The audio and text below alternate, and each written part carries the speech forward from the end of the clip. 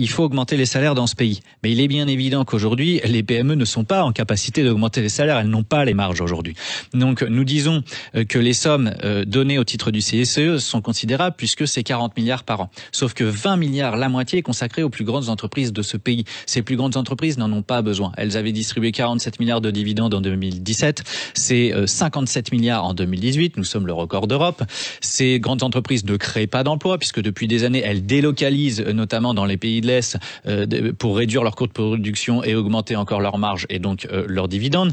Ce qui crée de l'activité économique dans notre pays, ce sont les PME. Et donc, concentrons les dispositifs d'aide fiscaux sur les PME, ce qui va leur permettre de retrouver une marge de manœuvre et de supporter des augmentations de salaire. Pour ce qui est des grandes entreprises, eh bien, disons que la part des dividendes distribués diminuera, ce qui n'est pas un problème puisque le rapport Oxfam, le dernier rapport Oxfam nous a indiqué que dans la création de la valeur ajoutée, 67% c'est à la distribution de dividendes, 25% à l'investissement et 5% uniquement en salaire. Je rappelle que un ancien président de la République qui n'était pas tout à fait communiste, Nicolas Sarkozy, proposait un tiers investissement, un tiers actionnaire, un tiers pour les salariés.